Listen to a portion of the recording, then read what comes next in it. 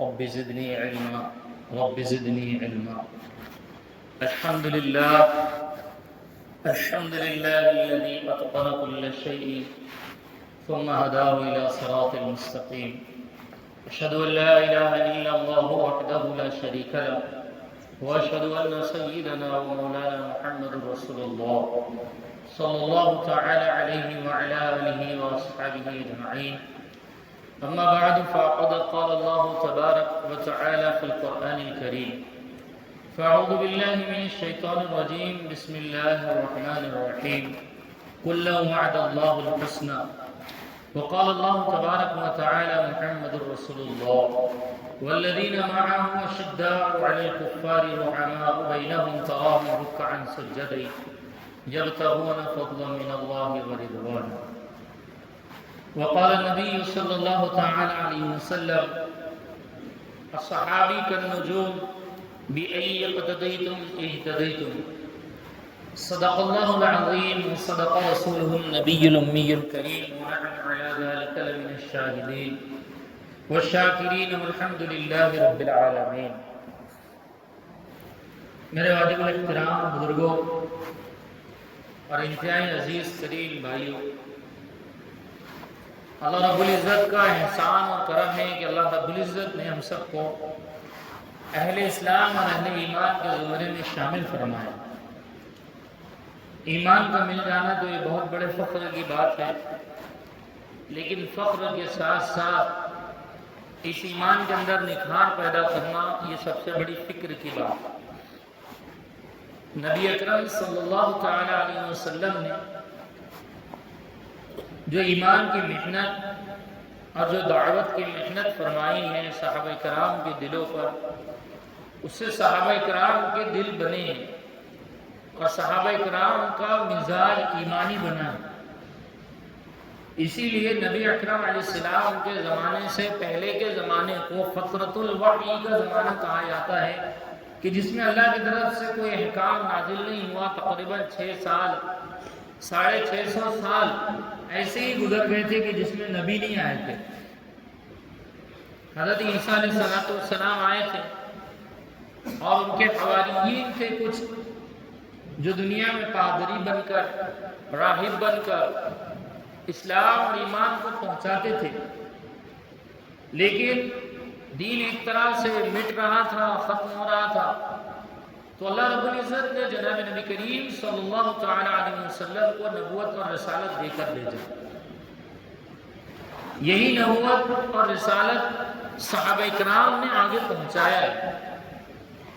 یہی قرآن کریم جو ایمان کا مدار ہے، ایمان کا جو اصل ہے، وہ صحابہ کرام نے آگے پہنچایا ہے. اسی لیے صحابہ معیار حق ہے، صحابہ معیار حق ہے. ان کو ماننا بھی ضروری اتنا ہی ہے جتنا اللہ اور اس کے رسول کو ماننا ضروری ہے.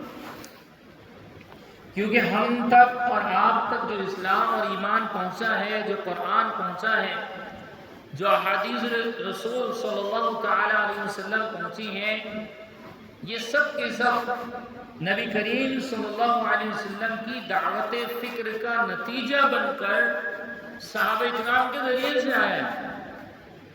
اسی لیے ہمارا یہ عقیدہ ہونا چاہیے اور یہ ماننا چاہیے کہ صحابہ معیار حق بھی ہیں اور معیار ایمان بھی ہیں، کہ جس کے ذریعے سے اللہ رب العزت نے نور ایمانی ہم تک پہنچائی، نور ہدایت ہم تک پہنچائی. ورنہ اگر صحابہ کرام کو بیچ میں سے ہٹا دیا جائے، صحابہ کی صحابیت کا انکار اگر کوئی کر دے تو اس کا اسلام باقی نہیں رہتا، اس کا ایمان باقی نہیں رہتا.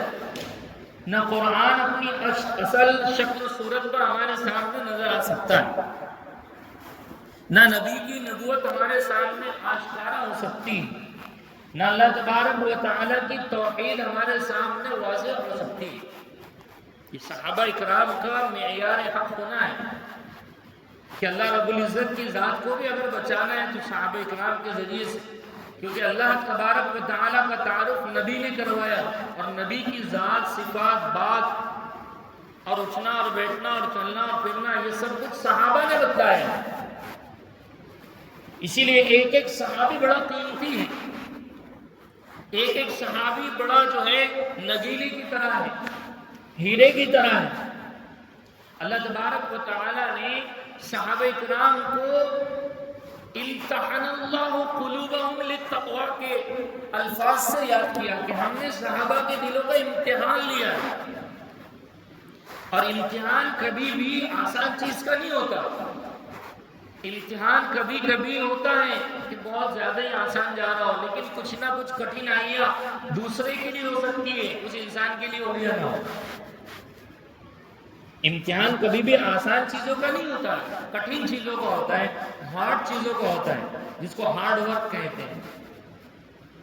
تو اللہ فرماتے ہیں کہ صحابہ کے دلوں کو ہم نے تقوی کے اعتبار سے، یقین کے اعتبار سے، ماننے کے اعتبار سے، ایمان اور اسلام کے اعتبار سے امتحان لیا، اور صحابہ جب اس امتحان میں پاس ہوئے تو پھر رضی اللہ عنہم ورضوا عنہ کا لقب ملا۔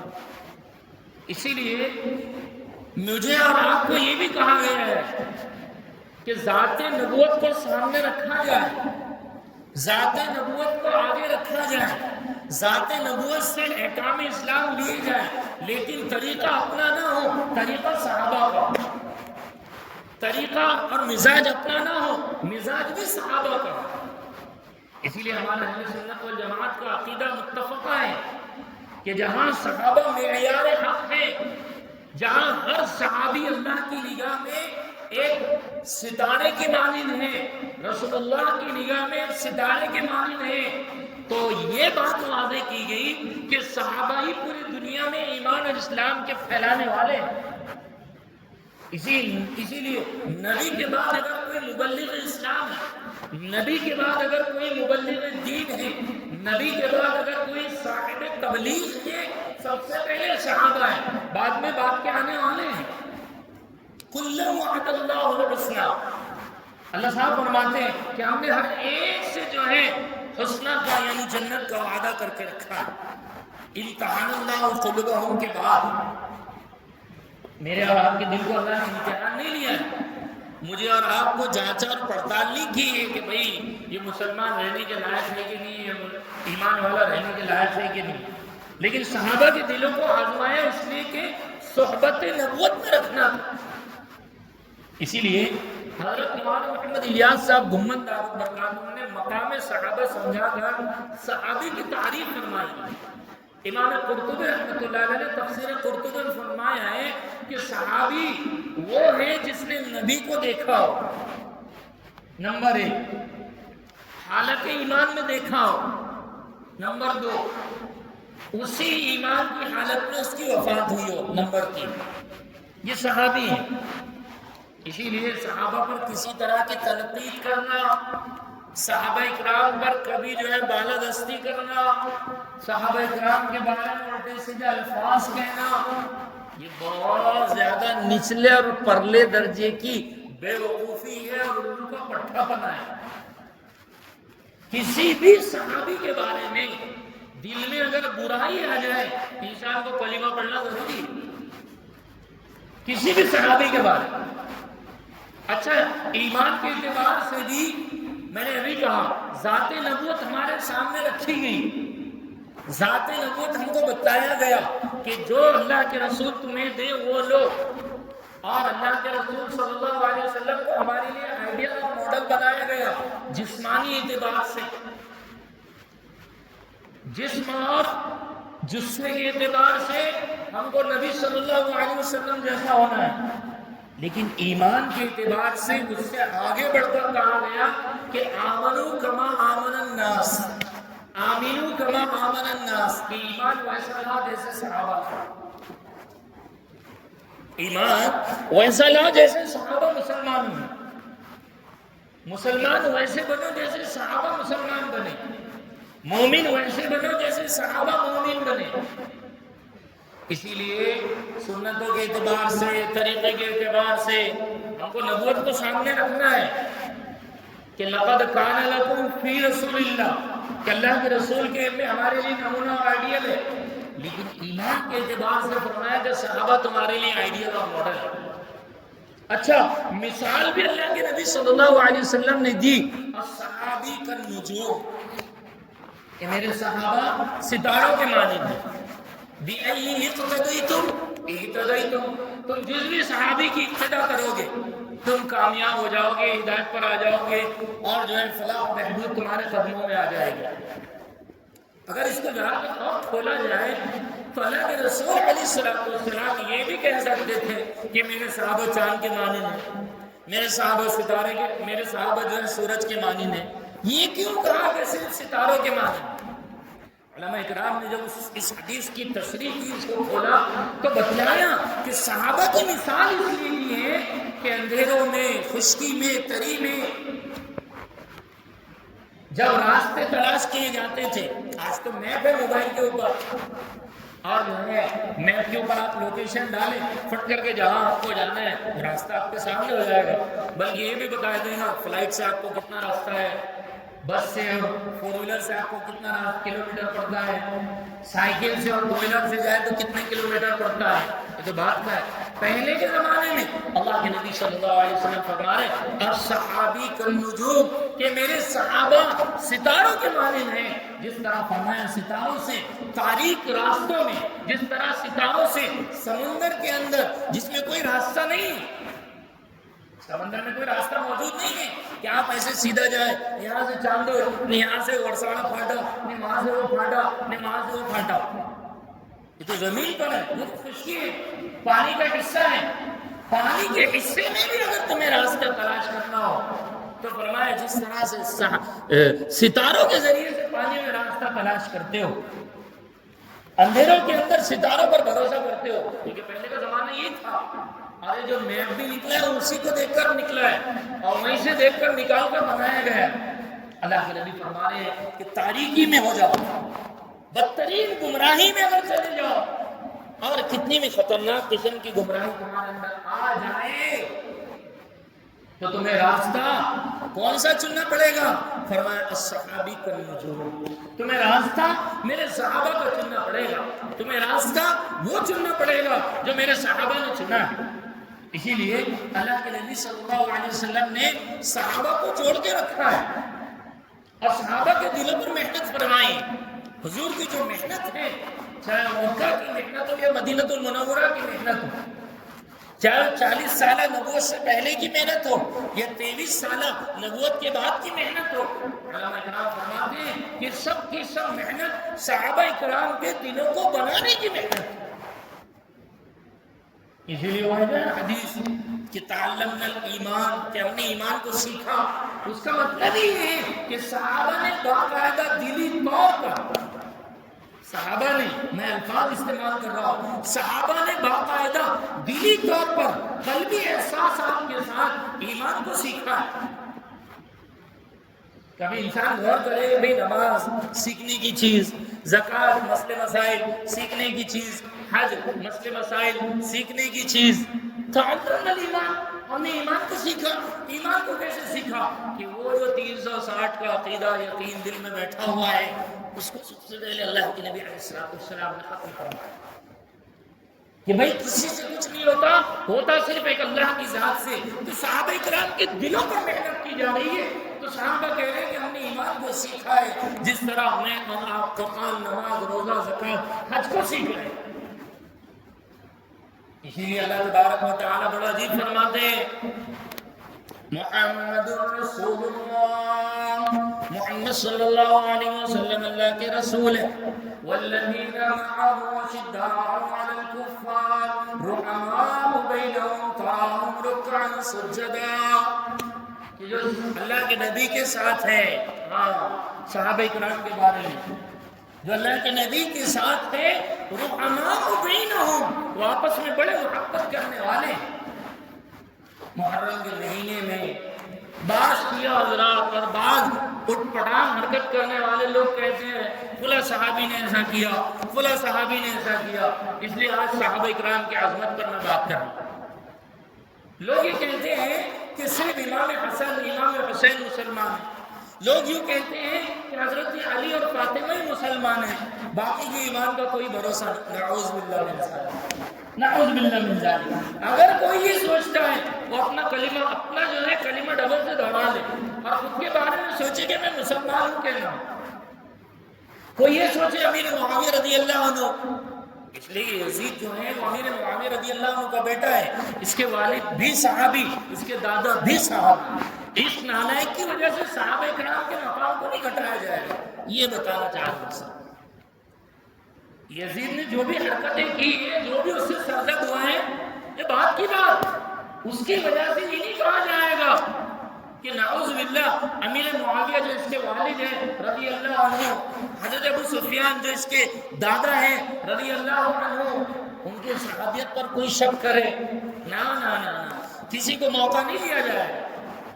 کچھ حضرات کہتے ہیں کہ امام حسین رضی اللہ عنہ بذات خود جو ہے حکومت کے طالب بن کر جا رہے تھے، حالانکہ صحابہ ہونے کی وجہ سے ان کا یہ مقام نہیں تھا. یہ بات بالکل غلط، ایسے اٹھا کر دیوار پر پھینک کر مارنے کے لائق، کیونکہ کفر والوں نے خود بلایا تھا اور اسلام اور ایمان کی حقیقت کو آشکارا کرنے کے لیے امام حسین چلے تھے. کوئی حکومت کی طالب نہیں تھی امام حسین. حضرت ابوبکر رضی اللہ عنہ کے بارے میں، حضرت عمر فاروق کے بارے میں، حضرت عثمان ذو النورین کے بارے میں، حضرت علی رضی اللہ عنہ کے بارے میں اور الگ الگ صحابہ اکرام کے بارے میں لوگوں نے الگ الگ طرح کی فکریں بنا لی. لوگ الگ الگ طرح کے سوچوں میں مبتلا ہے. اس لیے میں کہہ رہا ہوں کہ صحابہ معیار حق ہے. علماء اکرام نے اہل سنت والجماعت کا متفق عقیدہ بیان فرمایا ہے کہ ایک طرف تاریخی روایات ہو. میں آپ کو ایک بڑا کیپسول دے رہا ہوں، آپ غور کریں اور اس کو اپنے دل میں بٹھا لیں. بڑا کیپسول دے رہا ہوں. ایک طرف تاریخی روایت آپ کو ملے، بڑی بڑی تاریخ کی کتابیں، ایسی کتابیں عالی جناب کہ 15 اور 20 اور 25 جلدوں میں اتنی ساری. ایک طرف آپ کو تاریخی روایات ملے کہ فلاں نے ایسا کیا، فلاں نے ایسا لکھا، فلاں نے یہ کیا، فلاں نے یہ تاریخی روایات ہے صحابہ کرام کے بارے میں. اور ایک طرف قرآنی آیات ہے، ہاں احادیث کا بڑا ذخیرہ ہے، ہاں اور جو ہے اللہ کے نبی صلی اللہ علیہ وسلم سے صحابہ کرام کا دلی تعلق اور قلبی محبت ہے. میرے عزیزوں بزرگوں دوستوں، یہ جو سیدھے طرف آ رہا ہے صحیح بات قرآن اور حدیث کی روشنی میں، تفسیر اور ذخیرہ حدیث کی روشنی میں اس کو مان لیا جائے گا. یہ جو تاریخی روایت صحابہ اکرام کے بارے میں ذرہ برابر بھی بدگمانی پیدا کرے، اس کو اٹھا کر کچرے کے ڈبے میں پھینک دیا جائے گا. یقین کے طور پر، ایمان کے طور پر اس کو مانا نہیں جائے گا، کیونکہ صحابہ معیار حق ہے. صحابہ ہمارا ایمان ہے، صحابہ ہمارا یقین ہے، صحابہ ہمارا اعتقاد ہے، صحابہ ہمارا بھروسہ ہے. اسی لیے میں نے شروع میں کہا کہ اگر کوئی ایک صحابی کا بھی انکار کر دے عناد کی وجہ سے، دشمنی کی وجہ سے، نفرت کی وجہ سے، اور یہ جو تاریخی روایتوں میں الٹا سیدھا لکھا ہوا ہے اس کی وجہ سے، تو اس کے ایمان کو ذرا ٹٹولا جائے گا، دیکھا جائے گا کہ مسلمان رہا بھی کیا نہیں رہا. دلیل یہ قرآنی آیت جو میں نے 2 پیش کی، اس کے بعد احادیث. اللہ کے نبی علیہ السلام کیا فرماتے ہیں جو ہم ہر جمعے کو آپ خطبے میں سنتے ہو؟ اللہ فی اصحابی لا تتخذوا غرضا من بعدی فمن احبهم فبحبی احبهم ومن ابغضهم فببغضی ابغضهم. یہ دوسرا بڑا کیپسول آپ رکھیں اپنے پاس میں. ابھی آپ نیٹ کھولے، انٹرنیٹ پر جائے، اس لیے بات کر رہا ہوں کہ آج کل اکثر لوگ نیٹ پر ہیں اور نیٹ کا استعمال کرتے ہیں، ورنہ لوگ بولتے ہیں کہ مولوی صاحب نیٹ کی بات کر رہے ہیں. تو صحابہ اکرام کے بارے میں 2-4 لوگ ایسے ہیں جو ہر وقت صحابہ اکرام کے پیچھے پڑے ہوئے ہیں، ہر وقت صحابہ اکرام کو جو ہے برا بھلا کہنے میں لگے ہوئے ہیں. اس میں سے 1-2 نام جو ہے مرزا علی انجینئر جو پڑوس ملک کا ہے، اسی طرح جو ہے ڈاکٹر ذاکر نائک صاحب بھی جو ہے الٹی سیدھی باتیں کرتے رہتے ہیں کبھی کبھی. اسی طرح مرحوم ڈاکٹر اسرار احمد، ایک کچھ لوگ ہیں، اور آج کے زمانے میں تسلیمہ نسری ہے اور وسیم رضوی ہے اور اس جیسے کچھ لوگ ہیں جو صحابہ اکرام کو برا بھلا کہتے ہیں. میں یہ کہتا ہوں کہ بھائی اللہ کے نبی صلی اللہ علیہ وسلم کے احادیث اور حضور صلی اللہ علیہ وسلم کا قلبی اور دلی تعلق ذرا صحابہ کرام کے ساتھ کیا ہے وہ تو دیکھیں، اس کو بھی ذرا پڑھیں. اس لیے آج عقیدے کی بات کر رہا ہوں، ایمان کی بات کر رہا ہوں. اللہ کے نبی کیا فرمایا؟ اللہ اللہ فی اصحابی، اللہ سے ڈرتے رہنا، اللہ سے ڈرتے رہنا میرے صحابہ کے بارے میں. ہاں میرے صحابہ ہیں. جس وقت اللہ کے نبی صلی اللہ علیہ وسلم کو کوئی سہارا نہیں تھا، کوئی ساتھ دینے والا نہیں تھا، کوئی نبی علیہ السلام کے ساتھ میں رہنے کے لائق جو ہے رہنا نہیں چاہتا تھا، اس کو کس نے سہارا دیا؟ صحابہ کرام نے سہارا دیا. ابو بکر، عمر، عثمان، علی رضی اللہ عنہ اجمعین نے سہارا دیا. اللہ کے نبی فرماتے ہیں کہ میرے صحابہ کے بارے میں ڈرنا. قیامت تک کے آنے والے مسلمانوں، اگر تم مسلمان ہو تو میرے صحابہ کے بارے میں ڈرنا. اللہ اللہ فی اصحابی لا تتخذوا غرضا من بعدی، میرے جانے کے بعد، میرے اس دنیا سے پردہ فرمانے کے بعد کبھی ان کو اپنا نشان عبرت نہیں بنانا اور اپنی زبان پر جو ہے ان کے بارے میں بھولے اور الٹے سیدھے الفاظ مت کہنا. اللہ کے نبی کی حدیث ہے، ہر جمعہ میں ہم سنتے ہیں لا تتخذوا غرضا من بعدی، کوئی بری اور الٹی سیدھی بات ان کے بارے میں نہیں کہنا، بلکہ علماء نے یہ لکھا ہے کہ زبان سے نہیں دل میں بھی کبھی صحابہ کرام میں سے کسی صحابی کے بارے میں برائی نہیں آنی چاہیے، کبھی برائی نہیں آنی چاہیے. اور آگے کیا فرمایا؟ فمن احبهم فبحبی احبهم، یاد رکھو جس نے محمد رسول اللہ سے محبت کی گویا اس نے صحابہ سے محبت کی. اس کا الٹا گویا جس نے صحابہ سے محبت کی فرمایا اس نے میں محمد رسول اللہ صلی اللہ علیہ وسلم سے محبت کی. ومن ابغضهم فببغضی ابغضهم، اور فرمایا جس نے صحابہ میں سے کسی صحابی سے نفرت کی، ہاں صحابہ میں سے کسی صحابی سے نفرت کی، فرمایا ومن ابغضهم فقد ابغضنی، اس نے گویا میں محمد رسول اللہ صلی اللہ تعالی علیہ وسلم سے نفرت کی. اسی لیے میرے عزیزوں بزرگوں دوستوں، صحابہ ہمارے ایمان کا معیار ہے، صحابہ ہمارے ایمان کا درجہ ہے. ہمیں جو ایمان لانا ہے اور اپنے آپ کو جیسے بنانا ہے وہ صحابہ کرام کا آئیڈیل بنانا ہے. ایمان کے اعتبار سے، یقین کے اعتبار سے، بھروسے کے اعتبار سے اگر مجھے اور آپ کو بنانا ہے تو صحابہ جیسا بنانا ہے. بلکہ اللہ کے نبی علیہ السلام نے ایک موقع پر یوں بھی فرمایا،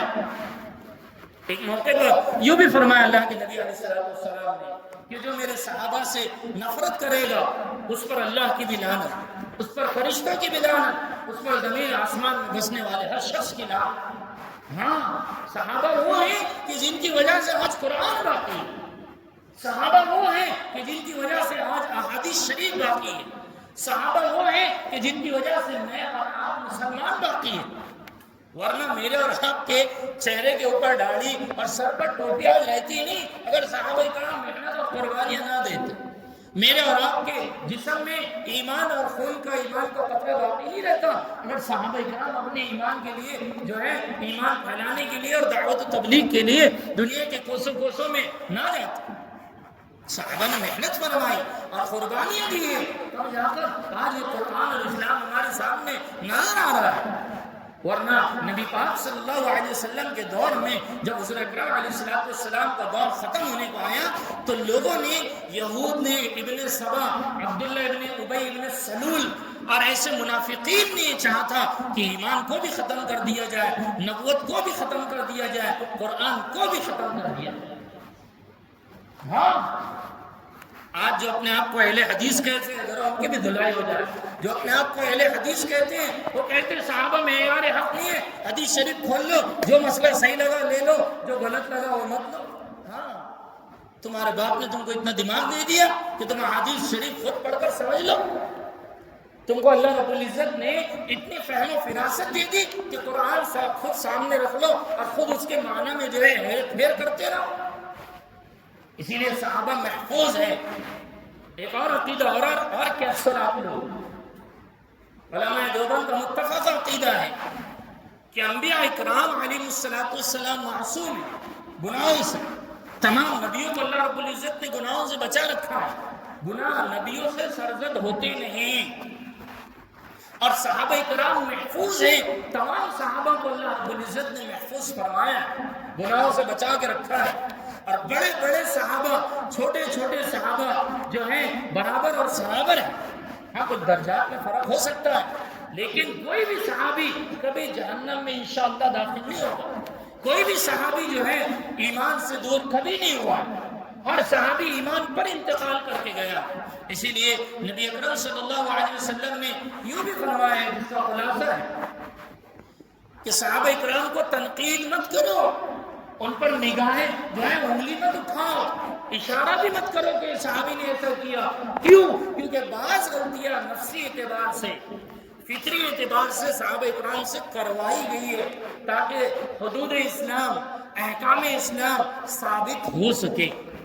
میں نے آپ کو ایک بڑی چیز کہہ گیا ہوں، بعض غلطیاں صحابہ اکرام سے کروائی گئی ہیں تاکہ بعد میں آنے والے مجھ جیسے اور آپ جیسے کمزور ایمان والوں کو بتلایا جا سکے کہ احکام اسلام کیا ہوتے ہیں، شریعت مطہرہ کیا ہوتی ہے، بتانے کے لیے سے. ورنہ کل وعد اللہ الحسنى، اللہ رب العزت نے تمام صحابہ کے لیے جو جنت کا وعدہ کر کے رکھا، رضی اللہ عنہم ورضوا عنہ. صحابہ میں اللہ رب العزت ڈائریکٹ نہیں فرماتے ہیں، نہ مہاجر نہ انصار، پورے کے پورے صحابہ رضی اللہ عنہ